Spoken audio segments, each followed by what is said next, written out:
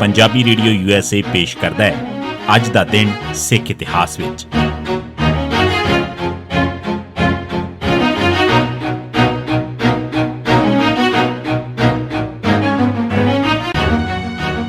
ਸਿੱਖ ਇਤਿਹਾਸ ਦੀਆਂ ਘਟਨਾਵਾਂ 'ਚ 7 ਦਸੰਬਰ ਦਾ ਦਿਨ। 1705 ਚਮਕੌਰ ਸਾਹਿਬ ਵਿੱਚ ਸਿੱਖਾਂ ਅਤੇ ਸ਼ਾਹੀ ਫੌਜਾਂ ਵਿਚਕਾਰ ਲੜਾਈ, 2 ਸਾਹਿਬਜ਼ਾਦੇ ਤੇ 38 ਸਿੰਘ ਸ਼ਹੀਦ ਹੋਏ। 6 ਤੇ 7 ਦਸੰਬਰ ਦੀ ਰਾਤ ਗੁਰੂ ਸਾਹਿਬ ਨੇ ਭਾਈ ਨਿਹੰਗ ਖਾਨ ਦੇ ਘਰ ਬਿਤਾਈ। ਪੌ ਫੁੱਟਣ ਤੋਂ ਪਹਿਲਾਂ ਗੁਰੂ ਸਾਹਿਬ ਉੱਥੋਂ ਨਿਕਲ ਕੇ ਚਮਕੌਰ ਵੱਲ ਚੱਲ ਪਏ। ਗੁਰੂ ਸਾਹਿਬ ਨੂੰ ਮੁਸਲਿਮ ਇਲਾਕੇ ਵਿੱਚੋਂ ਲੰਘਾਉਣ ਅਤੇ ਚਮਕੌਰ ਦਾ ਰਸਤਾ ਵਿਖਾਉਣ ਵਾਸਤੇ ਨਿਹੰਗ ਖਾਨ ਦਾ ਬੇਟਾ ਆਲਮ ਖਾਨ ਗੁਰੂ ਸਾਹਿਬ ਨਾਲ ਬੂਰ ਮਾਜਰਾ ਤੱਕ ਗਿਆ। ਇਸ ਮਗਰੋਂ ਕੁਝ ਸਿੰਘ ਹੋਰ ਵੀ ਚਮਕੌਰ ਵਾਸਤੇ ਇਕੱਲੇ ਚੱਲ ਪਏ। 7 ਤਰੀਕ ਦੀ ਸਵੇਰ ਤੱਕ ਗੁਰੂ ਸਾਹਿਬ 2 ਵੱਡੇ ਸਾਹਿਬਜ਼ਾਦੇ ਤੇ 45 ਸਿੰਘ ਚਮਕੌਰ ਸਾਹਿਬ ਪਹੁੰਚ ਚੁੱਕੇ ਸਨ। ਗੁਰੂ ਸਾਹਿਬ 2 ਸਾਹਿਬਜ਼ਾਦਿਆਂ ਤੇ 45 ਸਾਥੀ ਸਿੰਘਾਂ ਨੇ ਚਮਕੌਰ ਸਾਹਿਬ ਵਿੱਚ ਭਾਈ ਬਿਧੀ ਚੰਦ ਰਾਵਤ ਇੱਕ ਸੋਮਾ ਹੋਰ ਨਾਂ ਲਿਖਦਾ ਦੀ ਗੜੀ ਵਿੱਚ ਡੇਰਾ ਲਾ ਲਿਆ। 2 ਰਾਤਾਂ ਦੇ ਉਨੀਂਦਰੇ ਤੇ ਲੰਮੇ ਪੈਦਲ ਸਫ਼ਰ ਕਾਰਨ ਸਾਰੇ ਸਿੰਘ ਥੱਕੇ ਹੋਏ ਸਨ, ਜਿਸ ਕਾਰਨ ਸਾਰੇ ਛੇਤੀ ਹੀ ਸੌਂ ਗਏ। ਗੁਰੂ ਸਾਹਿਬ ਦੇ ਚਮਕੌਰ ਪੁੱਜਣ ਦੀ ਖਬਰ ਕਿਸੇ ਨੇ ਰੋਪੜ ਥਾਣੇ ਵਿੱਚ ਪਹੁੰਚਾ ਦਿੱਤੀ। ਉਸ ਵੇਲੇ ਰੋਪੜ ਵਿੱਚ ਮਲੇਰਕੋਟਲੇ ਦੀਆਂ 700 ਫੌਜਾਂ ਨਵਾਬ ਸ਼ੇਰ ਮੁਹੰਮਦ ਖਾਨ ਦੇ ਛੋਟੇ ਭਰਾ ਨਾਰ ਖਾਨ ਦੀ ਅਗਵਾਈ ਹੇਠ ਅਨੰਦਪੁਰ ਸਾਹਿਬ ਉੱਤੇ ਹਮਲਾ ਕਰਨ ਵਿੱਚ ਹਿੱਸਾ ਪਾਉਣ ਵਾਸਤੇ ਵੀ ਪੁੱਜੀਆਂ ਹੋਈਆਂ ਸਨ ਤੇ ਉਹ ਵੀ ਇੱਕਦਮ ਚਮਕੌਰ ਵੱਲ ਰਵਾਨਾ ਹੋ ਗਈਆਂ। ਸ਼ਾਮ ਵੇਲੇ ਸਾਰੀਆਂ ਸ਼ਾਹੀ ਫੌਜਾਂ ਚਮਕੌਰ ਪੁੱਜ ਗਈਆਂ। ਫੌਜ ਦੇ ਆਉਣ ਬਾਰੇ ਗੁਰੂ ਸਾਹਿਬ ਨੂੰ ਪਹਿਲਾਂ ਹੀ ਪਤਾ ਲੱਗ ਚੁੱਕਾ ਸੀ, ਇਸ ਕਰਕੇ ਗੁਰੂ ਸਾਹਿਬ ਨੇ ਤੁਰਕ ਫੌਜ ਦਾ ਟਾਕਰਾ ਉੱਥੇ ਹੀ ਕਰਨ ਦਾ ਫੈਸਲਾ ਕੀਤਾ। ਗੁਰੂ ਸਾਹਿਬ ਨਾਲ ਸਿਰਫ 45 ਸਿੰਘ ਸਨ ਤੇ ਦੂਜੇ ਪਾਸੇ ਤੁਰਕ ਫੌਜਾਂ ਹਜ਼ਾਰਾਂ ਦੀ ਗਿਣਤੀ ਵਿੱਚ ਸੀ। ਸ਼ਾਹੀ ਫੌਜ ਨੇ ਗੜੀ ਤੇ ਪੁੱਜਦਿਆਂ ਹੀ ਇੱਕਦਮ ਹਮਲਾ ਕਰ ਦਿੱਤਾ। ਹਜ਼ਾਰਾਂ ਸਿਪਾਹੀਆਂ ਦਾ ਹਮਲਾ ਰੋਕਣ ਵਾਸਤੇ ਸਿੰਘਾਂ ਨੇ ਇੱਕਦਮ ਤੀਰਾਂ ਦਾ ਮੀਂਹ ਵਰਾ ਦਿੱਤਾ। ਇਸ ਨਾਲ ਤੁਰਕ ਫੌਜ ਨੇ ਸਿੱਧਾ ਹਮਲਾ ਕਰਨਾ ਬੰਦ ਕਰ ਦਿੱਤਾ। ਕੁਝ ਚਿਰ ਰੁਕਣ ਮਗਰੋਂ ਰੋਪੜ ਦੀ ਫੌਜ ਦਾ ਮੁਖੀ ਨਾਰ ਖਾਨ ਤੀਰ ਕਮਾਨ ਫੜ ਕੇ ਅੱਗੇ ਵਧਿਆ। ਉਹ ਮੰਨਿਆ ਹੋਇਆ ਯੋਧਾ ਸੀ ਤੇ ਉਸਨੇ ਯਕੀਨਨ 2-4 ਸਿੱਖ ਆਪਣੇ ਤੀਰ ਨਾਲ ਸ਼ਹੀਦ ਕਰ ਦੇਣੇ ਸਨ। ਇਸ ਗੱਲ ਨੂੰ ਭਾਂਵਦਿਆਂ ਗੁਰੂ ਸਾਹਿਬ ਨੇ ਇੱਕ ਤੀਰ ਸਿੱਧਾ ਨਾਰ ਖਾਨ ਵੱਲ ਚਲਾਇਆ। ਗੁਰੂ ਜੀ ਦੇ ਤੀਰ ਨਾਲ ਨਾਰ ਖਾਨ ਥਾਈਂ ਢੇਰੀ ਹੋ ਗਿਆ। ਨਾਰ ਖਾਨ ਦੇ ਮਰਨ ਨਾਲ ਤੁਰਕ ਫੌਜ ਦੇ ਹੌਸਲੇ ਟੁੱਟ ਗਏ ਤੇ ਉਹ ਪਿੱਛੇ ਹਟ ਗਈ, ਪਰ ਉਹਨਾਂ ਚੋਂ ਇੱਕ ਪਠਾਨ ਉੱਥੋਂ ਨਾ ਹਿੱਲਿਆ।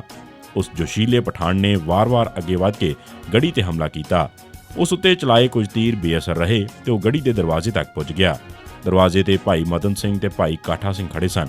ਉਹਨਾਂ ਦੋਹਾਂ ਨੇ ਉਸ ਪਠਾਨ ਤੇ ਕਈ ਵਾਰ ਹਮਲੇ ਕੀਤੇ, ਪਰ ਉਹ ਪਠਾਨ ਵੀ ਕੋਈ ਮੰਨਿਆ ਯੋਧਾ ਸੀ। ਉਸਨੇ ਕਈ ਵਾਰ ਬਚਾਏ ਤੇ ਉਲਟਾ ਕਈ ਪਰਤਾਵੇਂ ਵਾਰ ਉਹਨਾਂ ਦੋਹਾਂ ਤੇ ਕੀਤੇ। ਇਸ ਹੱਥੋਂ-ਹੱਥ ਲੜਾਈ 'ਚ ਉਹ ਪਠਾਨ ਵੀ ਮਾਰਿਆ ਗਿਆ ਤੇ ਭਾਈ ਮਦਨ ਸਿੰਘ ਤੇ ਭਾਈ ਕਾਠਾ ਸਿੰਘ ਵੀ ਸ਼ਹੀਦ ਹੋ ਗਏ। ਇਹ ਦੋਵੇਂ ਚਮਕੌਰ ਦੀ ਗੜੀ ਦੇ ਪਹਿਲੇ ਸ਼ਹੀਦ ਸਨ। ਰਾਤ ਨੂੰ ਨਬੀ ਖਾਂ ਤੇ ਗਨੀ ਖਾਂ ਗੁਰੂ ਸਾਹਿਬ ਨੂੰ ਉੱਥੋਂ ਕੱਢ ਕੇ ਲੈ ਗਏ। ਚਮਕੌਰ ਤੋਂ ਗੁਰੂ ਸਾਹਿਬ ਮਾਛੀਵਾੜਾ ਪੁੱਜੇ। 1715 ਬੰਦਾ ਸਿੰਘ ਬਹਾਦਰ ਗੁਰਦਾਸ ਨੰਗਲ ਦੀ ਗੜੀ 'ਚੋਂ ਗ੍ਰਿਫਤਾਰ। ਮਾਰਚ 1715 'ਚ ਜਦ ਬੰਦਾ ਸਿੰਘ ਗੁਰਦਾਸ ਨੰਗਲ ਦੀ ਗੜੀ 'ਚ ਸਾਰੇ ਪਾਸਿਓਂ ਬੁਰੀ ਤਰ੍ਹਾਂ ਘਿਰ ਗਿਆ ਤਾਂ ਉਸ ਕੋਲ ਤਕਰੀਬਨ 5000 ਫੌਜ ਸੀ। ਇਸ ਗੜੀ 'ਚ ਸਿਰਫ 1000-1200 ਬੰਦੇ ਹੀ ਸਮਾ ਸਕਦੇ ਸਨ। ਜਦ ਇੰਨੇ ਕੁ ਸਿੱਖ ਗੜੀ 'ਚ ਵੜ ਗਏ ਤਾਂ ਬਾਕੀਆਂ ਕੋਲ ਘੇਰਾ ਚੀਰ ਕੇ ਨਿਕਲਣ ਦੀ ਕੋਸ਼ਿਸ਼ ਕਰਨ ਤੋਂ ਸਿਵਾ ਹੋਰ ਕੋਈ ਚਾਰਾ ਨਹੀਂ ਸੀ। ਇਸ ਕਰਕੇ ਬਾਕੀ ਦੇ 4000 ਸਿੱਖਾਂ ਨੇ ਇੱਕ ਪਾਸੇ ਵੱਲ ਭੱਜਣਾ ਸ਼ੁਰੂ ਕਰ ਦਿੱਤਾ, ਪਰ ਘੇਰਾ ਚਾਰੇ ਪਾਸਿਓਂ ਪਿਆ ਹੋਣ ਕਰਕੇ ਇਹਨਾਂ 'ਚੋਂ ਬਹੁਤੇ ਸਿੱਖ ਮਾਰੇ ਗਏ।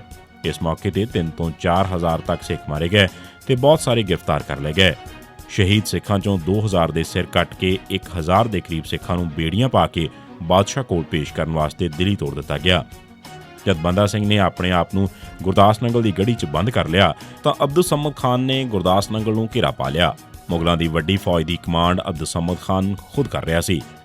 ਸੌਫੂਦੀਨ ਅਹਿਮਦ ਖਾਨ ਫੌਜਦਾਰ ਗੁਜਰਾਤ, ਇਹਾਦਮੰਦ ਖਾਨ ਫੌਜਦਾਰ ਏਮਨਾਬਾਦ, ਨੂਰ ਮੁਹੰਮਦ ਖਾਨ ਫੌਜਦਾਰ ਔਰੰਗਾਬਾਦ ਤੇ ਪਸਰੂਰ, ਸ਼ੇਖ ਮੁਹੰਮਦ ਦਾਇਮ ਫੌਜਦਾਰ ਬਟਾਲਾ, ਸੋਹਰਾਬ ਖਾਨ ਫੌਜਦਾਰ ਕਲਾਨੌਰ, ਹਮੀਰ ਚੰਦ ਕਟੋਚ ਰਾਜਾ ਕਾਂਗੜਾ, ਧਰੁਵਦੇਵ ਜਸਰੋਟੀਏ ਦਾ ਪੁੱਤਰ ਹਰੀਦੇਵ ਵੀ ਆਪਣੀਆਂ ਫੌਜਾਂ ਲੈ ਕੇ ਆਰਿਫ ਬੇਗ ਖਾਨ ਨਾਇਬ ਸੂਬੇਦਾਰ ਲਾਹੌਰ ਦੀ ਅਗਵਾਈ 'ਚ ਗੁਰਦਾਸ ਨੰਗਲ ਪਹੁੰਚ ਗਏ। ਇਨ੍ਹਾਂ ਸਾਰਿਆਂ ਨੇ ਗੁਰਦਾਸ ਨੰਗਲ ਪਿੰਡ ਤੋਂ ਥੋੜੀ ਦੂਰੀ ਤੇ ਮੋਰਚੇ ਪੁੱਟ ਲਏ। ਬੰਦਾ ਸਿੰਘ ਸਾਰੇ ਪਾਸਿਆਂ ਤੋਂ ਵੱਡੀਆਂ ਫੌਜਾਂ ਨਾਲ ਬੁਰੀ ਤਰ੍ਹਾਂ ਘਿਰਿਆ ਹੋਇਆ ਸੀ। ਇਸ ਵੇਲੇ ਬੰਦਾ ਸਿੰਘ ਨਾਲ ਬਹੁਤ ਵੱਡੀ ਫੌਜ ਨਹੀਂ ਸੀ, ਪਰ ਇਨ੍ਹਾਂ ਸਿੱਖਾਂ ਵਾਸਤੇ ਵੀ ਗੜੀ ਅੰਦਰ ਕਾਫੀ ਖੁਰਾਕ ਨਹੀਂ ਸੀ। ਸਿੱਖ ਪਹਿਲਾਂ ਤਾਂ ਗੜੀ 'ਚੋਂ ਨਿਕਲ ਕੇ ਨੇੜੇ ਦੇ ਪਿੰਡਾਂ ਤੇ ਹਮਲੇ ਕਰਕੇ ਦਾਣਾ ਤੇ ਡੰਗਰ ਖੋਹ ਕੇ ਗੜੀ ਅੰਦਰ ਲੈ ਜਾਂਦੇ ਰਹੇ।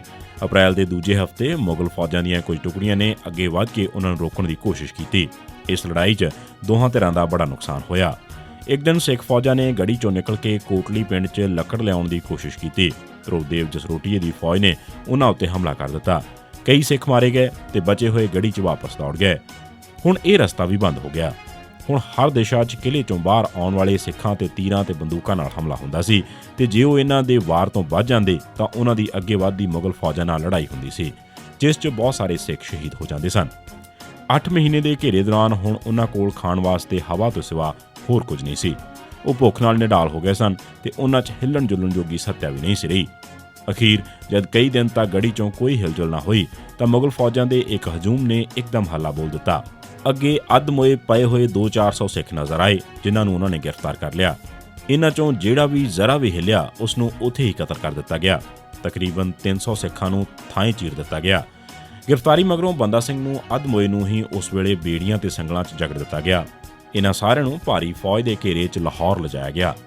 7 ਦਸੰਬਰ 1988 ਦੇ ਦਿਨ ਪੰਜਾਬ ਪੁਲਿਸ ਨੇ ਕੁਲਦੀਪ ਸਿੰਘ ਜ਼ਖਮੀ ਨੂੰ ਸ਼ਹੀਦ ਕੀਤਾ। 7 ਦਸੰਬਰ 1990 ਦੇ ਦਿਨ ਪੰਜਾਬ ਪੁਲਿਸ ਨੇ ਹਰਭਜਨ ਸਿੰਘ ਵਾਸੀ ਉਮਰਪੁਰਾ ਫਰੀਦਕੋਟ, ਜਰਨੈਲ ਸਿੰਘ ਵਾਸੀ ਕਿੱਲੀ ਬੋਦਲਾਂ ਤੇ ਉਸ ਦਾ ਮਾਸੂਮ ਗੋਦ ਚੁੱਕਿਆ ਬੱਚਾ ਗੁਰਸੇਵਕ ਸਿੰਘ ਬਬਲਾ ਨੂੰ ਨਕਲੀ ਮੁਕਾਬਲੇ ਦਾ ਨਾਂ ਦੇ ਕੇ ਸ਼ਹੀਦ ਕਰ ਦਿੱਤਾ।